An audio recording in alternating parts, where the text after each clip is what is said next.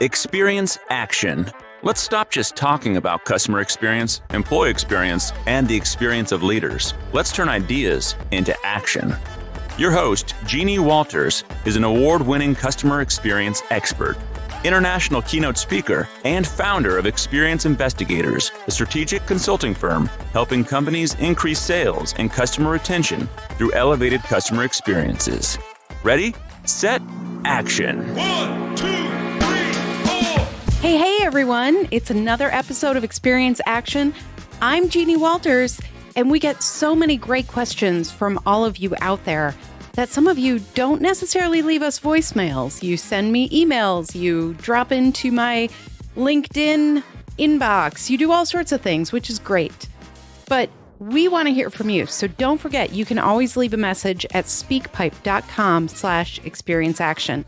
But if you're shy and you don't necessarily want to do that, go ahead and send your messages by LinkedIn message, by email, on our contact form, by carrier pigeon, whatever works for you, and we will read it on your behalf. So you're about to hear Sean from my team on behalf of somebody out there. So here we go. Hey, Jeannie, this is Sean from your own client success team here at Experience Investigators. We ran into this topic last week from a follower, and I thought it'd be great for the podcast. Her question is, I work for a large company. We have several individuals that have CX in their title and are doing work, but it's siloed and not connected.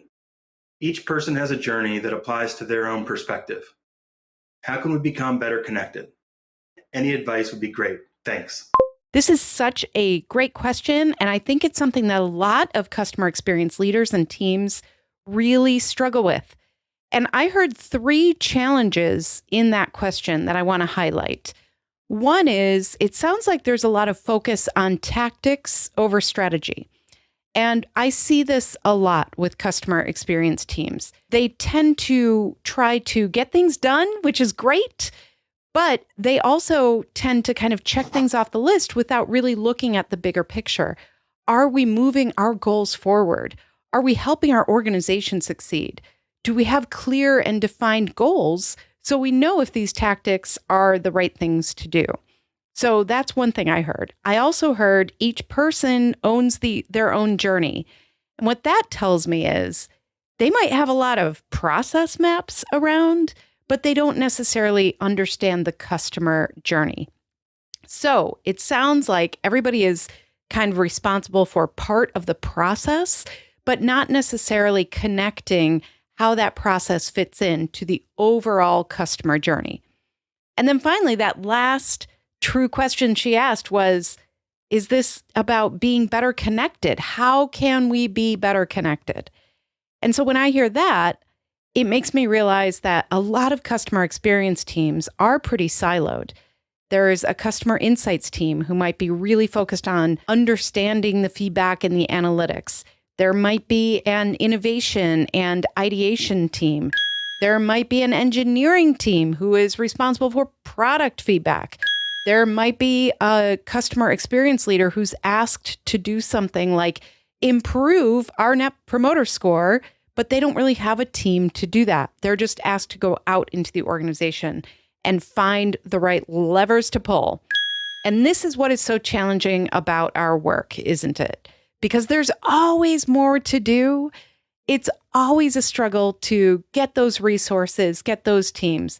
And so when I hear this question, what I want to do is kind of back up and address those 3 challenges one by one. One is, we heard tactics over strategy. People are doing things, they're putting in effort, but it's siloed. That's what we heard. So what that tells me is, wouldn't it be great to have a strategy, something documented that everybody understands, this is what we're all doing here? One of my favorite stories around this idea is when the announcement came out from President Kennedy, we're going to put a man on the moon. What happened was they had to get every single person who was with NASA, who, was part of the different government organizations, to really understand that they were part of something bigger than themselves. And there's a famous story. Honestly, I don't know if it's true or not, but I hope it is, where somebody was walking through and saw a janitor mopping something up at NASA. And they walked by this janitor and they said, "Hey, what are you doing?" And he said, "I'm sending a man to the moon." Because he understood that his role was about something bigger. And that's what we have to do with our customer experience teams. And that's what we have to do with everybody in our organization. And the only way we can do that is if we have a clear strategy. And that means we understand our goals, we understand how it supports the organization, and we can tell each other in a year or in 3 years or in 5 years, did we accomplish this goal or not? We have to make it real. And so that's one thing I would say is if you don't already have that unified strategy, a really good resource for that is our customer experience success statement. You can have more than one of these based on the team, but you want to have that overall idea of where you're going with your goals. Now, of course, I would also say if you don't have a customer experience mission statement, that is where you start. But then you want to get real about the goals with that success statement as well. The next thing we heard, each person owns their journey. So if you are really trying to improve the end-to-end journey for your customer, that means that sometimes you have to kind of connect the dots in the background. Sometimes you can think of this as building a Lego village, right? We've all done that. And when you think about putting those small bricks together and how sometimes you have to do things to make a bridge or to make a doorway, and you have to get creative about how you're actually linking things together. So when you think about the process or the small part of the journey that you or your team or somebody else's team might be on, we are taught as business people to kind of put blinders on and focus on that one part of the process. What I want you to do is sit back and look at the overall journey. There are a couple of things you can do. Number one, create that customer journey map if you haven't already. Now, many of you have heard me say that it's a verb, not a noun. The act of journey mapping is powerful unto itself, even before you get the deliverable. So by getting people together, by getting those different siloed groups together and saying, we're going to map out the customer journey, and then co-creating with customers, that can be so, so powerful to help everybody understand that while they might have to, yes, in their daily lives, kind of put those blinders on and get their work done, they can't forget about that overall journey. That will also encourage more collaboration. So if I'm working on something like the payment part of the process of the digital experience, I don't necessarily know what happens right before that. So if we are really focused on different points of the journey like that, by creating a journey map together by that collaboration, what you can do then is go to that team who's creating the product pages and say, hey, you know what? We're trying to make this better for the customer. One of the things we've heard is that they're surprised by the fact that they can't use one of their favorite payment options. Can we go ahead and put the payment options on the product page to make it easier for the customer? Those types of conversations, that's just an example, but those types of conversations happen a lot more if you have space to collaborate and if you've worked together on really understanding the customer's journey, not a process map. So that's addressing number 2. And then finally, better connected. How do we get better connected? Such an important point. Here's what I'll say. I have seen a lot of customer experience leaders who say to me, I think I'm going to work myself out of this job. That's what I need to do. Because if I can get everybody on the same page about customer experience, well then, woohoo, my job is done and we've made it to the promised land. And I reject that hypothesis. And here's why. We're not perfect people ever. You know what? You listeners probably are. But I myself am not perfect. I don't know anybody who is. And so we need reminders and reassurance and evolution as we introduce these ideas. So that's why I love things like, you know what? We need to treat customer experience like a mindset, strategy, and discipline. And part of that discipline is knowing what effort to put in when on an ongoing basis.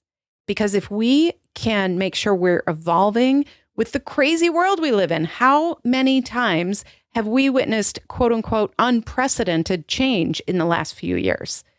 Now, our customers are experiencing that too. Our teams are experiencing that.